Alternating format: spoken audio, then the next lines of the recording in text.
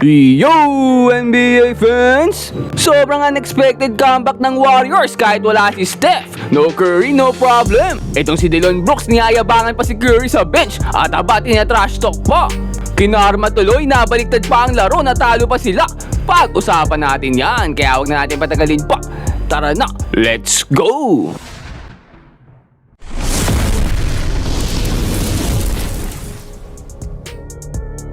At ayun nga no, kalaban nga ngayon ng Golden State Warriors itong Phoenix Suns. Hindi nga nakapaglaro si Steph Curry dahil sa kanyang injury. Wala pa rin ang kanilang bagong addition na si Kristaps Porzingis. Simula pa lang ng laro ay kitang-kita na ang kakulangan sa ilalim itong Golden State.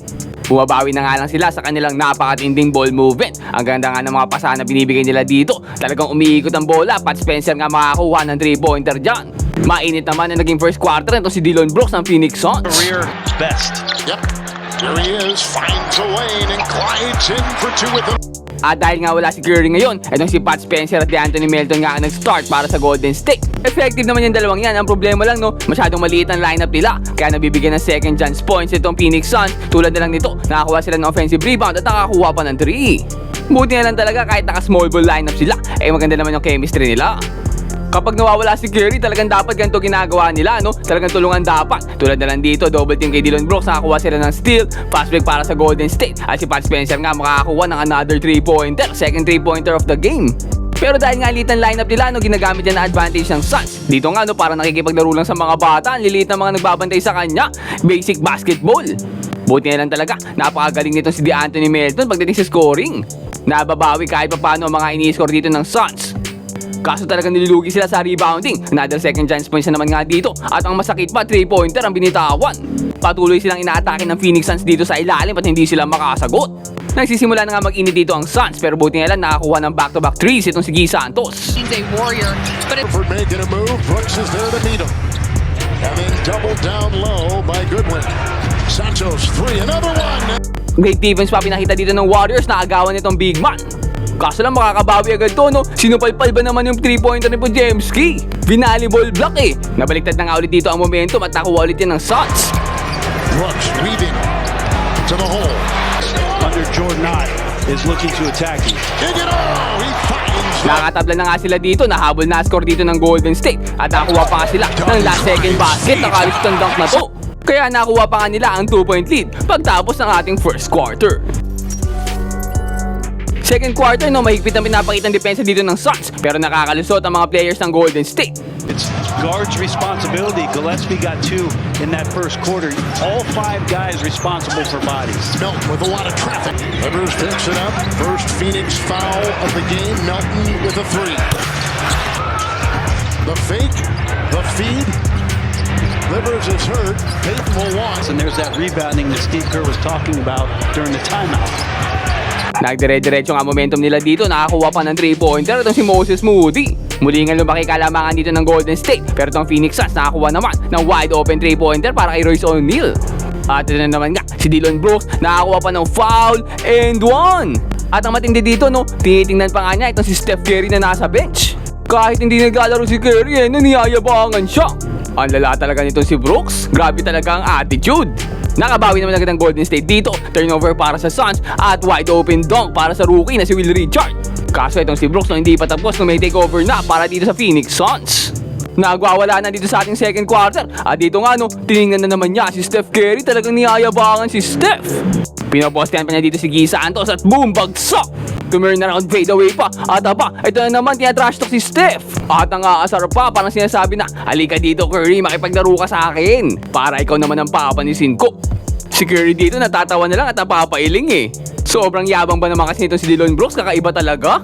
Kaso lang hindi nagpatuloy yan dahil nakakuha na naman ng another run itong Golden State. Kevin, you see the celebration by Goodwin. He's been shooting well. Three won't go. Offensive rebound, Horford. Open, Santos. Spencer's even more open. Here's Horford. Williams comes out. At muli na nga lumaki kalamangan ng Golden State dito. Pero itong Phoenix Suns talagang kinakawawa ang ilalim nila. Umi-spin move pa, kaya itong si Guy Santos pinakitaan kung paano mag-spin. Parang Beyblade na, umiikot-ikot pa. At nagkakasagutan na nga lang ang magkabilang teams dito. Pat Spencer nga dito, napakagandang between the legs pass para kay Al Horford. At nagsasagutan na nga lang sila dito, nagpapalitan ng bitaw. Tuwan-tuwa naman dito si Steph. Napapaselebrate na si Curry sa bench. Hindi kasi siya makapaglaro dahil sa kanyang injury nga. Kaso kada bato dito ng Golden State ay may balik talaga itong Phoenix Suns. Kaya sa kabila niya 4 lang kalamangan ng Golden State pagtapos ng ating second quarter. Third quarter Pat Spencer agad ang bibira ng 3-pointer. Kaso buburain agad dyan itong si Grayson Allen ng Phoenix Suns. At ang 3-pointer na yan nga nakapagbigay ng energy para sa Phoenix Suns. Nagdire-diretso na nga pag-atake nila dito, naging sobrang aggressive na. Into a tough fade. Spencer throws it away. Ahead it goes. Williams to the hole. Podziemski, they got Richards sweeping in there for offensive rebound. Placing it. At talagang hindi nila mapigilan dito itong si Brooks. Will work his way. Three is accelerates, drives, and feeds. Brooks again. Takes it in. Podziemski defends. He cuts. Dito nga another turnover pa para sa Golden State. Fast break na naman para sa Phoenix Suns. Talagang walang sagot dito ang Golden State sa ating third quarter eh. Aray ko po.